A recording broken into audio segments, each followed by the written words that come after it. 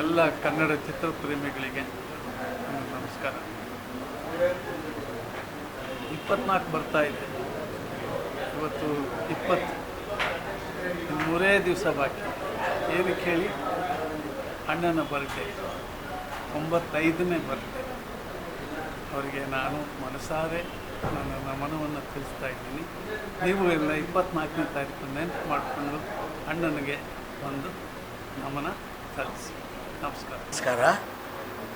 24ನೇ ತಾರೀಕು ನಮ್ಮ ಇಡೀ ಕನ್ನಡ ನಾಡಿನ ಹೆಮ್ಮೆಯ ನಟರು ಹಾಗೂ ನಮ್ಮ ಅನ್ನದಾತರು ಡಾಕ್ಟರ್ ರಾಜ್ಕುಮಾರ್ ಅವರ ಒಂದು ಹುಟ್ಟಿದ ಹಬ್ಬ. ಅವರು ಯಾವತ್ತು ರಂಗಭೂಮಿಯಿಂದ ಬಂದರು, ರಂಗಭೂಮಿ ಅಷ್ಟೇ ಅಲ್ಲ ಚಿತ್ರರಂಗ ಬಂದರು. ಅವತ್ತಿಂದ ಇವತ್ತವರೆಗೂ ಸಹಿತ ಇಡೀ ನಮ್ಮ ಕನ್ನಡ ಕುಲಕೋಟಿ, ಬರೀ ಕರ್ನಾಟಕದಲ್ಲೆಲ್ಲ ದಕ್ಷಿಣ ಭಾರತ ಮತ್ತು ಉತ್ತರ ಭಾರತದ ಎಲ್ಲ ಚಲನಚಿತ್ರರಂಗದವರು ಸಹಿತ ರಾಜ್ಕುಮಾರ್ ಅವ್ರನ್ನ ಮರೆಯೋದಿಲ್ಲ. ಅಂಥವರು 24ನೇ ತಾರೀಕು ಅವರ ಹುಟ್ಟಿದ ಹಬ್ಬ. ಅದಕ್ಕೋಸ್ಕರ ಅವರ ಹುಟ್ಟಿದ ಹಬ್ಬದಿಂದ ಆ ದಿನ ನಾನು ಅವರಿಗೆ ನಾನು ವಿಶೇಷ ಮಾಡ್ತೀನಿ.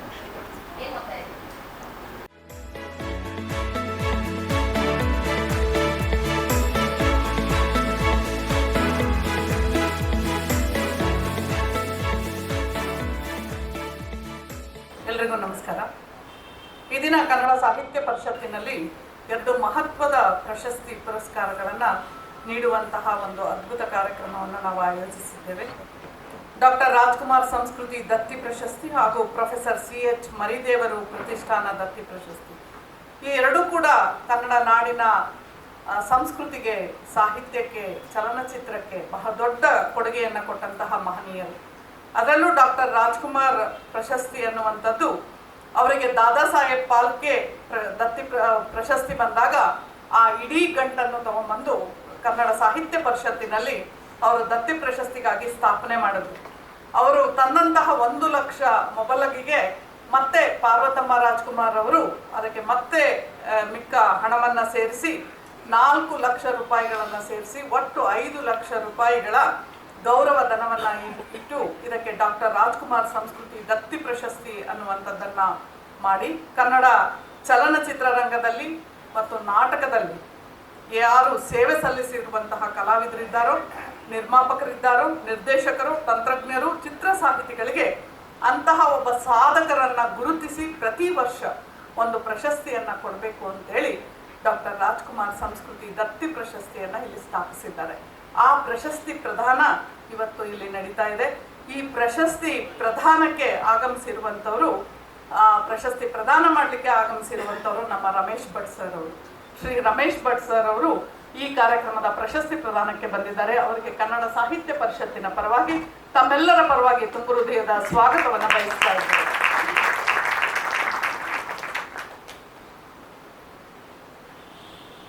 ಡಾಕ್ಟರ್ ರಾಜ್ಕುಮಾರ್ ಸಂಸ್ಕೃತಿ ದತ್ತಿ ಪ್ರಶಸ್ತಿಗೆ ಇವತ್ತು ಭಾಜನರಾಗಿರುವಂತವರು ಶ್ರೀಯುತ MS ಉಮೇಶ್ ಅವರು, ಹಿರಿಯ ಚಲನಚಿತ್ರ ಕಲಾವಿದರು. ಶ್ರೀ MS ಉಮೇಶ್ ಅವರು ಇವತ್ತು ಈ ಕಾರ್ಯಕ್ರಮದಲ್ಲಿ ಪ್ರಶಸ್ತಿ ಪುರಸ್ಕೃತರು. ಅವರು ಆಗಮಿಸಿದ್ದಾರೆ. ಅವರಿಗೆ ನಿಮ್ಮೆಲ್ಲರ ಪರವಾಗಿ ತುಂಬು ಹೃದಯದ ಸ್ವಾಗತವನ್ನು ಬಯಸ್ತಾರೆ.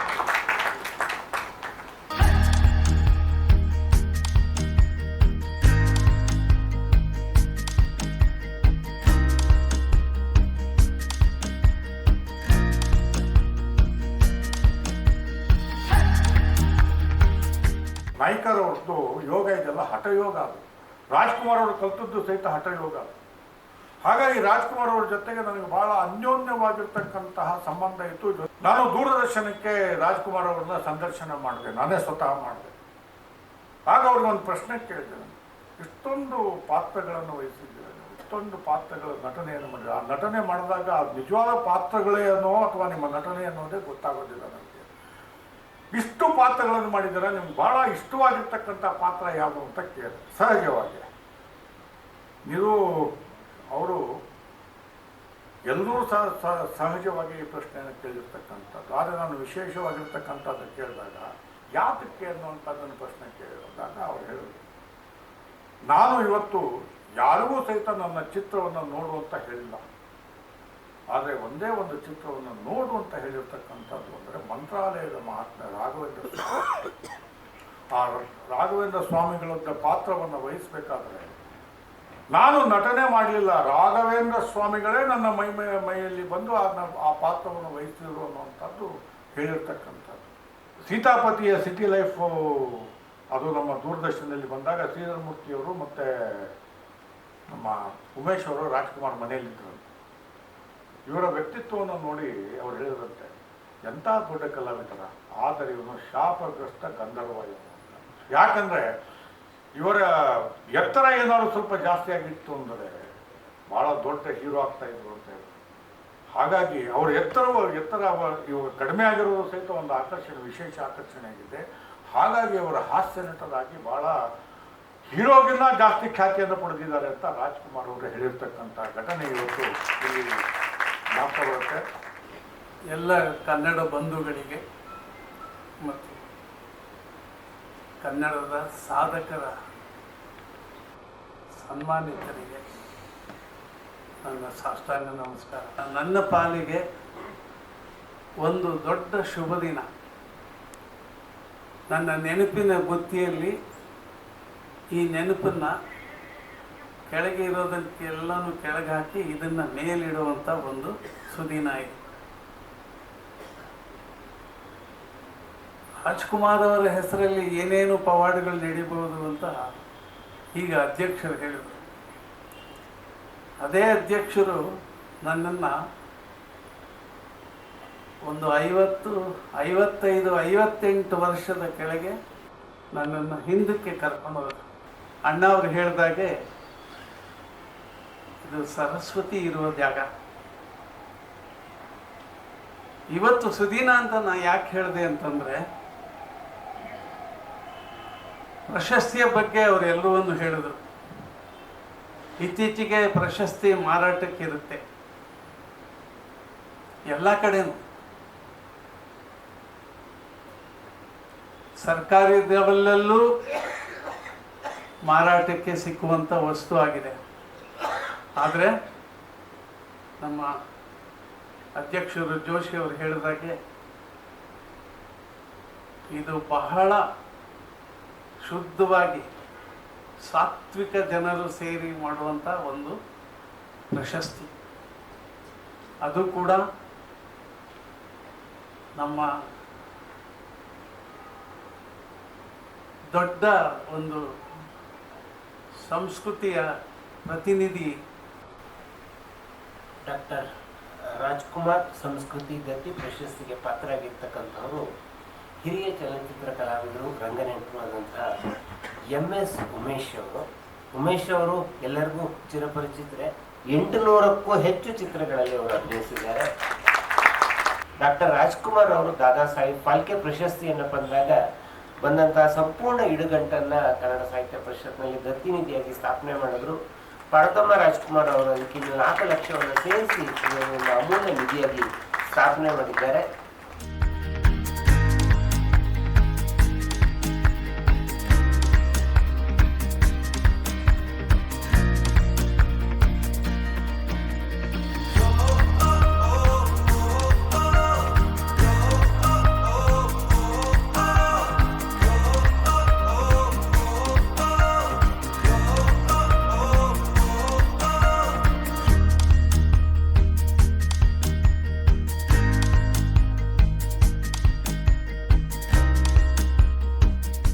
ಕನ್ನಡ ರಸಿಕರಿಗೆ, ಕನ್ನಡ ಬಂಧುಗಳಿಗೆ ಮೊದಲನೇದಾಗಿ ನನ್ನ ನಮನಗಳು. ಕನ್ನಡ ಸಾಹಿತ್ಯ ಪರಿಷತ್ ಆಶ್ರಯದಲ್ಲಿ ಈ ಕೊಡಮಾಡತಕ್ಕಂಥ ಈ ಪ್ರಶಸ್ತಿ ವಿತರಣಾ ಸಮಾರಂಭದಲ್ಲಿ ಭಾಗವಹಿಸತಕ್ಕಂಥ ತಮ್ಮೆಲ್ಲರಿಗೂ ಅತ್ಯಂತ ವಿನಯಪೂರ್ವಕವಾಗಿ ನಮಸ್ಕರಿಸುತ್ತಾ, ಶ್ರುತಿ ಸೇರಿದಾಗ ಸಿನಿಮಾದಲ್ಲಿ ಶೂಟಿಂಗ್ ನಡೀತಾ ಇತ್ತು, ನಿಮಗೆಲ್ಲ ಗೊತ್ತಿದೆ. ಅದನ್ನು ಇವರು ಹಾಡಬೇಕು. ರಾಜ್ಕುಮಾರಿಂದ ನಿಂತಿರ್ತಾರೆ, ಹಾಡುಗಳು ಶುರುವಾಗುತ್ತೆ. ಈಗ ಇವರು ಮೂಕ ಪ್ರೇಕ್ಷಕರಾಗಿ ನಟನೆ ಮಾಡ್ತಾ ಇರ್ತಾರೆ. ಈ ರಾಜ್ಕುಮಾರ್ ಯಾವಾಗಲೂ ಒಂದ್ಸರಿ ಕೀಟ್ಲೆ ಮಾಡೋದು ಜಾಸ್ತಿ ಅಲ್ವಾ, ಖ್ಯಾತೆ ಮಾಡೋದು, ಖ್ಯಾತೆ ಪುಟ. ಅಂತ ಇರ್ಬೇಕಾದ್ರೆ ಇದಕ್ಕಿದ್ದಾಗಿ ನಿಲ್ಲಿಸ್ಬಿಡ್ತಿರೋದು ರಾಂಗಕ್ಕೆ. ಆಗ ಇವ್ರು ದಬ್ಬಿಬ್ಬಾಗ್ಬಿಡ್ತಾರೆ. ಆಗ ಆ ಸಂದರ್ಭ ಇದೆಯಲ್ಲ, ಆ ಸಂದರ್ಭ ನಿಜವಾಗ್ಲೂ ಕೂಡ ನಿಜವಾದ ಕಲಾವಿದರಿಗೆ ಮಾತ್ರ ಸಾಧ್ಯ, ಬೇರೆ ಯಾರ ಕೈಲೂ ಆಗೋದಿಲ್ಲ. ಅಂತ ಅಭಿನಯ ನೀಡಿದಂಥ ಶ್ರೀಮಾನ್ ಉಮೇಶ್ ಅವರಿಗೆ ಈ ರಾಜ್ಕುಮಾರ್ ದತ್ತಿ ಪ್ರಶಸ್ತಿ ಯಾಕಪ್ಪ ಅಂದರೆ, ಪ್ರಶಸ್ತಿ ಯಾರು ಸಲ್ಲಬೇಕೋ ಅವ್ರಿಗೆ ಸಲ್ಲಿ. ನಮ್ಮ ಕಲಾವಿದರ ಪರವಾಗಿ, ಚಿತ್ರರಂಗದ ಪರವಾಗಿ, ಮೇಲಾಗಿ ಡಾಕ್ಟರ್ ರಾಜ್ಕುಮಾರ್ ಕುಟುಂಬದ ಪರವಾಗಿ ನಾನು ಅಧ್ಯಕ್ಷರಿಗೆ ವಂದಿಸ್ತೀನಿ. ಎಲ್ಲವೂ ಗೊತ್ತಿದೆ, ಏನು ಗೊತ್ತಿಲ್ಲ ಅಂತ ಗೊತ್ತಿರ್ತಾರೆ, ಅದು ಅವ್ರ ದೊಡ್ಡ ಗುಣ. ವೇದಿಕೆ ಮೇಲಿರ್ತಕ್ಕಂಥ ಎಲ್ಲ ನಮ್ಮ ಅಧ್ಯಕ್ಷರಾದ ಜೋಶಿಯವರೇ, ನಮಗೆ ಅನ್ನದಾತರಾದ ಚಿನ್ನೇಗೌಡರೇ, ಗೆಳೆಯ ರಮೇಶ್ ಭಟ್ರವರೇ, ಮತ್ತು ಎಲ್ಲ ನಮ್ಮ ಅಕ್ಕ ತಂಗಿಯರೇ, ಅಣ್ಣ ತಮ್ಮಂದಿರೇ, ನಿಮ್ಮೆಲ್ಲರಿಗೂ ಏನು ಉಮೇಶರ ಸಾಷ್ಟಾಂಗ ನಮಸ್ಕಾರಗಳು. ಇವತ್ತು ಸಂತೋಷ ಆಗ್ತಿದೆ, ಆದರೆ ಅದು ಮಾತಾಡೋಕ್ಕೆ ಬರ್ತಾ ಇಲ್ಲ. ಆದರೂ ನನ್ನ ಕರ್ತವ್ಯ ಮಾತಾಡಲೇಬೇಕು. ನಾವು ನೆನೆಸ್ಕೋಬೇಕು ಅಂದರೆ, ನಾವು ಪ್ರಾತಸ್ಮರಣೀಯರು ಯಾರ್ಯಾರು ಅಂತಂದರೆ, ನಾನು ಕಲಾವಿದನಾಗೋದಕ್ಕೆ ಕಾರಣ ಕೆ ಹಿರಣ್ಣಯ್ಯನವರು, ಅಂದರೆ ಮಾಸ್ಟರ್ ಹಿರಣ್ಣಯ್ಯನವರು ತಂದೆ, ಆಮೇಲೆ ಮಾಸ್ಟರ್ ಹಿರಣ್ಣಯ್ಯನವರು, ಆಮೇಲೆ ಗುಬ್ಬಿ ವೀರಣ್ಣವರು ನಮಗೆ ಬರೀ ಹೊಟ್ಟೆ ತುಂಬಿಸ್ಲಿಲ್ಲ, ತಲೆ ತುಂಬಿಸಿದ್ರು, ಅಕ್ಷರಾಭ್ಯಾಸ ಮಾಡ್ತು ಸ್ವಲ್ಪ. ಯಾಕೆಂದರೆ ನಾನು ಅವಿದ್ಯಾವಂತ, ಸ್ಕೂಲಿಗೆಲ್ಲೂ ಹೋಗಲಿಲ್ಲ. ಆಮೇಲೆ ಮಹಾದೇವ ಸ್ವಾಮಿಗಳು, ಯೋಗಾನಂದ ಮೂರ್ತಿಗಳು, ಶ್ರೀಕಂಠಮೂರ್ತಿಗಳು, ಅನೇಕ ರಂಗಭೂಮಿಯಲ್ಲಿ ಅನ್ನದಾತರೆಲ್ಲ ನಮಗೆ ಸ್ವಲ್ಪ ಒಂದು ಕಲೆಯ ಜೊತೆಗೆ ಅಲ್ಲಿ ನಮ್ಮ ಸಂಸ್ಕಾರವನ್ನು ಕೊಟ್ಟರು. ವಜ್ರೇಶ್ವರಿ ಸಂಸ್ಥೆ ಅವರು, ರಾಜ್ಕುಮಾರ್ ಅವರು ಬದುಕಿರೋರ್ಗೂ ಸಹಿತ ಅವರು ಚಿತ್ರದಲ್ಲಿ ನಾವು ಪಾತ್ರ ಮಾಡ್ತಾನೆ ಇದ್ವಿ ನಾವು. ಯಾಕೆಂದರೆ ಅವ್ರು ಬಿಡ್ತಾ ಇರಲಿಲ್ಲ ಅವರು. ಯಾಕೆಂದರೆ ಅವರು ರಾಜ್ಕುಮಾರ್ ಅವ್ರಿಗೂ ನಮಗೂ ಎಷ್ಟು ಒಂದು ಅಂದರೆ ಸುಮಾರು ಒಂದು ಹೆಚ್ಚು ಕಡಿಮೆ ನನಗನ್ನಿಸ್ತಿರೋದು 75 ವರ್ಷಗಳಿಂದ ನಮಗೂ ಅವ್ರಿಗೂ ಒಂದು ನಂಟು ರಂಗಭೂಮಿಯಿಂದ.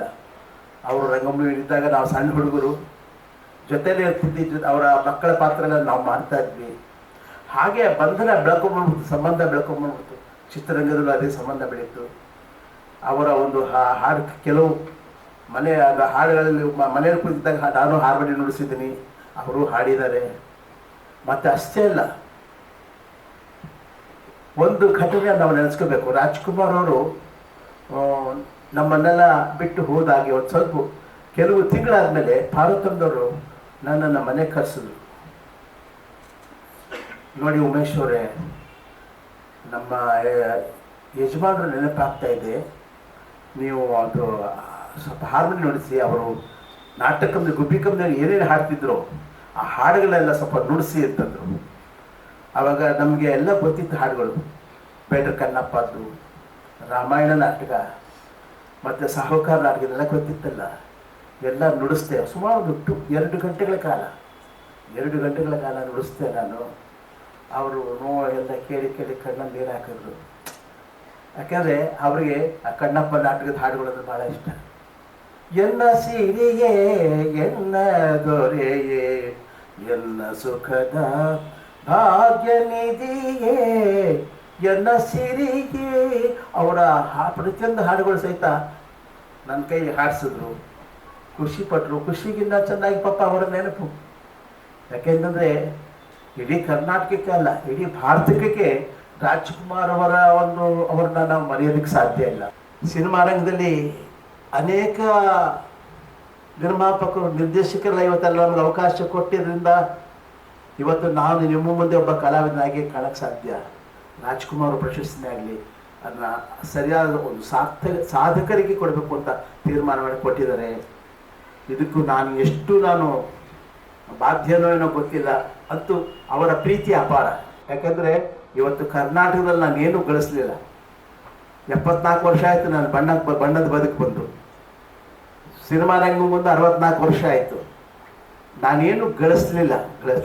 ಆದರೆ ಗಳಿಸಿದ ಮಾತ್ರ ನಿಮ್ಮೆಲ್ಲರ ಪ್ರೀತಿ, ಆಶೀರ್ವಾದ.